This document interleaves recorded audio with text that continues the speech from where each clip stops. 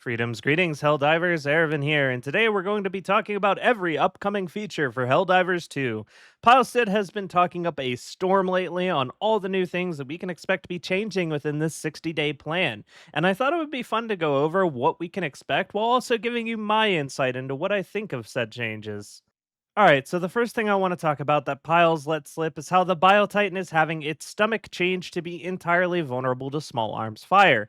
Previously, you could destroy its sac, but then the inside was a very hard to hit crease down the body and tail center that would be penetrated by AP4 for half damage at a minimum. This change will make it so any weapon will technically be able to bring down a Biotitan. Although, with the armor value confirmed to be changing, this still leaves us with a question as to whether that area of the body will also have its durability reduced, which is currently sitting at 100%.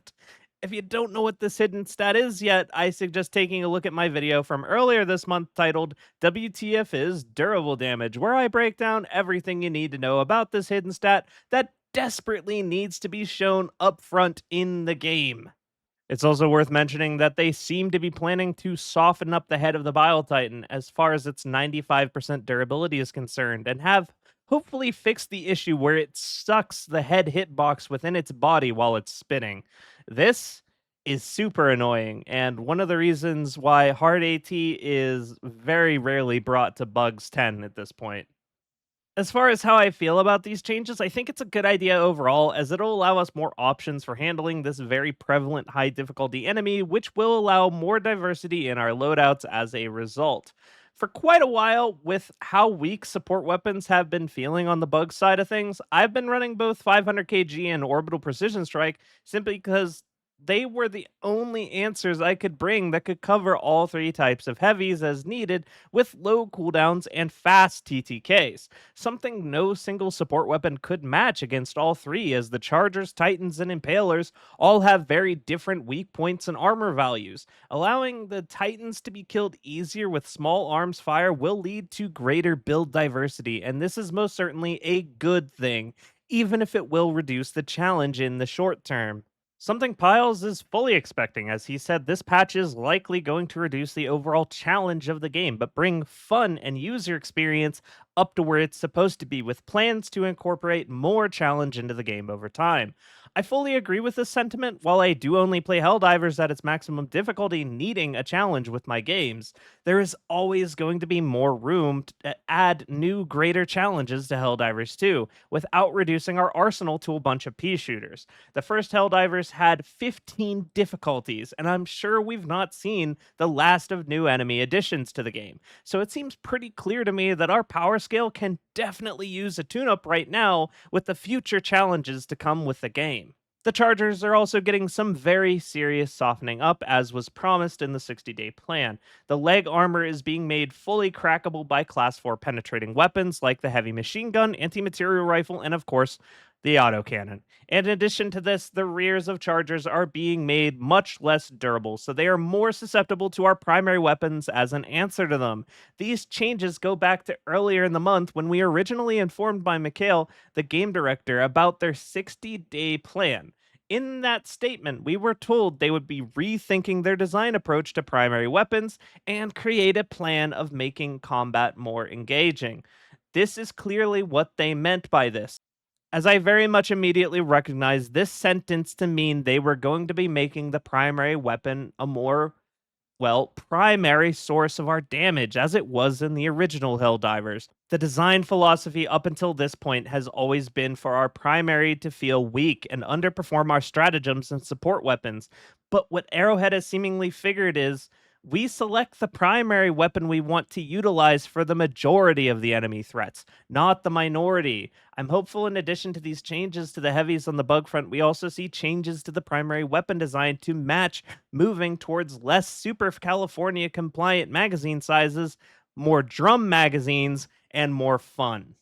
Now, as far as the armor being cracked on the legs of the Chargers, armor class 4 being usable against these limbs is a change I was originally a bit indifferent on, as it could easily lead Arrowhead to finally nerfing the autocannon, as it suddenly would function as an answer to every single enemy in the game besides the automaton tanks from the front and very conveniently. Now, it's no question that the autocannon is, of course, already the best weapon in the game, and more should strive to be as good as it is. But it's also a scary situation to put the weapon in when we know in the past their approach to balancing has been to flatten the last of your four tires and not inflate the other three.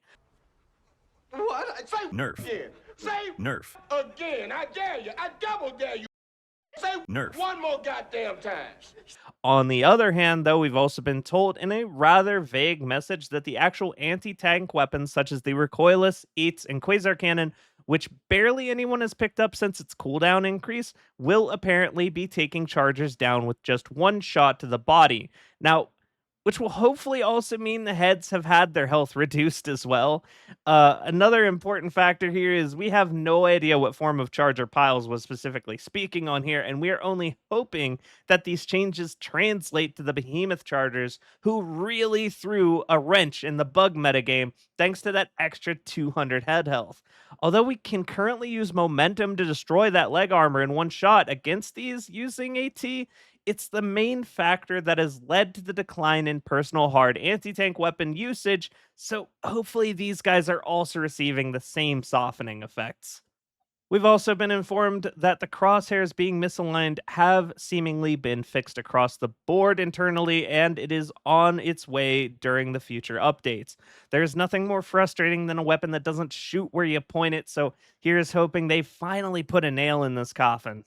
Pilestead also let slip that the Railgun will be receiving some love, getting much closer to its original release effectiveness. And no, I don't mean the bugged one-shot kills, but the actual original balance of the weapon they shot in the knees, not realizing it was simply a bug, leading to its overusage on top of the, at the time, very weak actual anti-tank weapons that could not keep up with the demand of high difficulty. As someone who never felt this nerf was justified, especially after they, in the same month, buffed all other anti-tank solutions and the flamethrower at the time, further proving that it was a flattening of the fourth tire kind of change originally. I'm glad to see this weapon returning to its original power. This will especially be true with the enemy changes, giving the Class 4 pen and anti-tank weaponry some very clear indirect buffs. There hasn't been any direct mention of what we can expect to change with the flamethrower other than the devs actively admitting that they really fucked up here. But we've been promised to see this weapon improved as well in the near future. So here's hoping for that, because I was a big flamethrower enjoyer on the bug front for roasting chargers. There is also confirmation that the mechs are going to be improved overall, but not in the upcoming patch. The mechs are definitely something I feel is in a desperate state that needs a tune-up, considering the value proposition is just not there for something with such a long cooldown and limited uses. It's a huge risk to bring them, as they can easily be destroyed before they provide any real assistance, in addition to having very limited ammo and kill participation overall. Doing all of this while locking out your ability to utilize your other weapons and stratagems while in use. Beyond their free weekend, it's very rare to see anyone bring these things into a match anymore, and I'm hoping to see these tuned up as soon as possible, as many of my friends just want to play Mech Pilot and nothing else, as it's what they find enjoyable. Something me and Ratatusker spoke at length about during the Yggdrasil podcast last month. Definitely recommend giving that a listen. It was a great time. Piles has also let us know that rocket devastators will no longer have infinite rockets, instead of an infinite never ending barrage. This, in my opinion, is going to go a long way towards making the combat against the automatons feel less oppressive when fighting into large groups, as it gets increasingly difficult to even get a word in edgewise against these guys as more and more of them pile up. However, I've never felt that these were particularly dangerous ever since their original fixes when the game launched, causing them to no longer one-shot kill you. The fact that you can dodge the enemy rocket devastator volley just by moving at a 90-degree angle has always felt like one of the more engaging aspects of the combat flow. I would definitely be more excited to see the heavy devastators finally get some fixes for how it snaps to your position and fires the Gatling gun through its own body, not needing to turn towards you beforehand. This is probably the most frustrating part of the game for me at the moment, alongside being blasted through hard cover. Hopefully, something about that changes as well. With the player base at an all-time low, it's not an understatement that for many players, this next patch within the 60-day plan is likely to make or break the game's future. Not to mention other competitors in the cooperative shooter genre spiking throughout the month. This all being said, many of you have adapted a wait-and-see attitude, which I, as well as the CCO, think is completely justified. He's told us to not be overly hyped based just on his bean spilling. It's too easy to get disappointed as the proof is in the pudding. While I do want to build hype for the game with this video and get people excited for the upcoming changes, as I do love Helldivers 2 and I don't want to see it end up like Kill the Justice League, I do agree this is the safest attitude to have. We've all been burned by Arrowhead one too many times after all, and I'll believe it when I see it as an attitude is the right one to have if you're just not willing to let them burn you again. That's about it for my ramblings on the subject though, so thanks for watching till the end, and have yourselves a wonderful day. I'll see you next time. And now, another helpful tip from General Brash. Railgun has done his best impression of a news diver to bring us all the latest information on the upcoming changes from R&D. For this, I'm ordering all active Helldivers to like, comment, and subscribe to his channel. Failure to do so will see Space Marine 2's early access servers broken on launch. Brash tactics. Use them or die trying.